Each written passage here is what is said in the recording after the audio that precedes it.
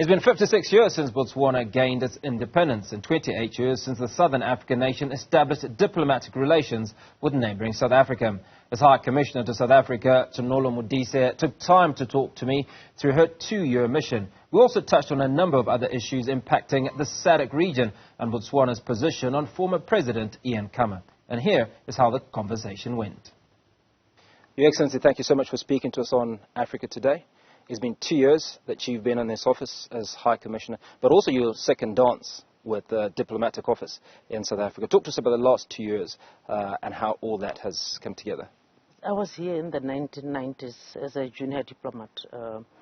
I was at that time servicing my ambassador who had been sent here to be part of the group of ambassadors from the frontline states, whose duty really was to observe the unfolding developments in South Africa. So I came as part of that group in 1990. And then coming back 28 years later, I'm just amazed at the developments that have taken place in South Africa.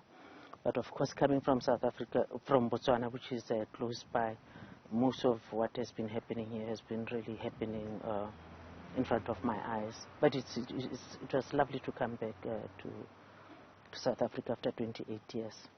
Well, we must congratulate you. Botswana celebrating 56 years of independence and also 28 years of diplomatic relations with South Africa. I'm particularly excited about the 28 years of our diplomatic relations with South Africa, because those 28 years have given birth to quite a number of agreements, and the most important one is what we call the binational commission, where the two presidents now and then or annually meet to look at the implementation of the agreements that we have, and to most importantly look at relations to see if there's anything that needs to be addressed in the relations. And the last one was actually even more important and quite exciting for me, because it looked at trade relations between South Africa and Botswana, and resulted in a roundtable, a business roundtable in Gaborone in August, where leading business communities from the two countries got together to discuss business relations, trade and investment. So you've put together a golf day to celebrate the 56 years of independence, to celebrate Ubuntu, and obviously a number of other things that you're celebrating by bringing in a number of SADC member states and certainly the representatives from other countries. What is the purpose of this golf day, and what do you hope to achieve? First ever Botswana Golf Day in South Africa, and I hope not the last.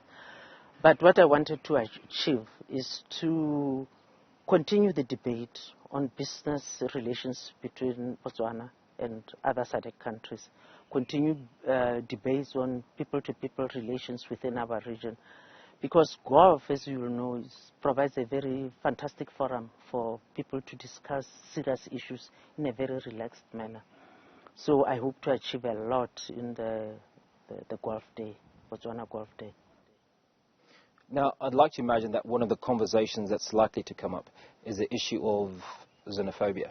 There are a number of movements within the South African system, if you will, that are pushing for immigrants to return to their countries. Not just the illegal immigrants, but in many instances, immigrants that are here legally. I always want to focus on the other side of the debate on xenophobia, and that is to look at what people are saying to counter xenophobia. And I'm heartened to hear some of the statements that are coming out from the leadership in this country against xenophobia. The latest was one by former President Thabo Mbeki, where he spoke very strongly about xenophobia. I noticed that there are quite a number of civil rights groups that are coming up, speaking strongly against xenophobia. I was just reading, for instance, about the programs that are up and going in Guyana, where the locals have decided to come up on their own to fight xenophobia, using culture as a unifying force, common cultural practices within the region as a unifying force, to say to people who are bent on driving out foreign nationals, to say to them, these are people who have similar cultural practices as us. It therefore suggests that we are one. Why shouldn't we have them in our midst? So those are the debates that I'm really, really focused on myself. Do you think that local government can do a lot more to educate the local populace, certainly on the similarities that we have. And there's a misconception that foreigners are coming into the country and taking the jobs of South Africans. But according to statistics, the number of foreigners that are in South Africa are around 3.6%, which is a very, very small number. I think information is key in this issue. Giving out information about what really obtains on the ground, I think it is very important. And that information cannot just only be given by governments. Even us as individuals, we have to spread that information. Because I am of the view that most of the people who push for, the removal of foreign nationals under those false premises are people who do not have the correct information or choose to ignore the correct information if they have it. Should the SADC leadership have a greater say to support their citizens within South Africa in particular? Because whilst we talk about former President Thabo Mbeki, we don't hear too much from Zimbabwe, from Nigeria, from Lesotho, or from the other countries that are impacted by the xenophobia that's taking place in South Africa.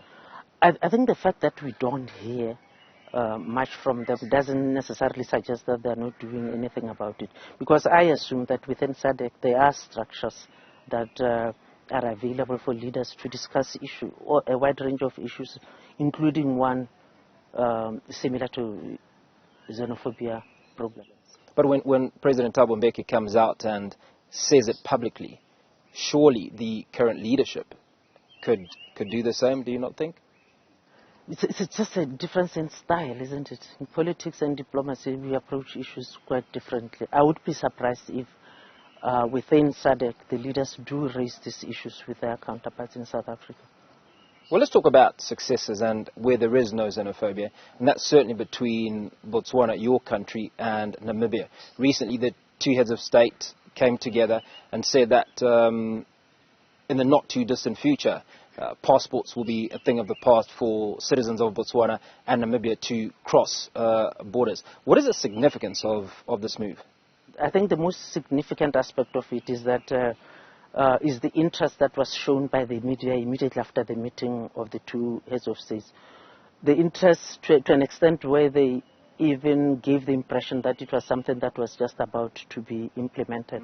Whereas, as we know, it's something that is being discussed. There are quite a number of systems that have to be put in place for such a facility to be put in place. But I think it's a very significant and important development, especially if you look at people who live along the borders. I'm talking of people in the Omaheke region of Namibia or Zambezi region. There's quite a lot of movement between that part of Namibia and the Botswana side. And what has been happening over time is that a lot of people reach a point where, because of the frequent movement, they reach a point where their passports are full, even within a year or within a very short space of time. So I think this is a timely intervention on the part of the two governments. And I'd really like to see the same thing happening in all countries in the Southern African region. But more importantly, let's talk about the message that it sends to the rest of SADC. We know that the free movement to trade protocols is something that was agreed to by a number of African countries, but I think only a handful, I think 4 or 5, have ratified that agreement. So what message does this send, and what in your mind is the hold-up to the rest of the African continent, putting pen to paper where the issue of free movement of persons protocol is concerned? I think until we have dealt with issues, the very issue that we have been discussing, it's going to be very difficult to see free movement of people. But again, it's up to governments to really take a leading role in this thing. And like every African in the region, I'm quite disappointed that it has taken a while to see movement in that area. Your Excellency, a few months ago, I had the pleasure of speaking to President Khama about his situation in South Africa and how we felt that he was being persecuted back home. So almost a standoff. Would you like to enlighten us on the current position? What is the official position where President Khama is concerned? Is he welcome back home? The last interview that I had of my former president was when he made it very categorical that he was ready to go to Botswana sooner than later. And I think that was a very welcome statement because from the interviews that I've listened to here in South Africa, the issues that he has raised are, one, in the main legal issues. Two, they speak to processes and procedures of government in Botswana. And those issues, in my view, can only be resolved in Botswana, by Botswana, in Botswana, within the Botswana legal system.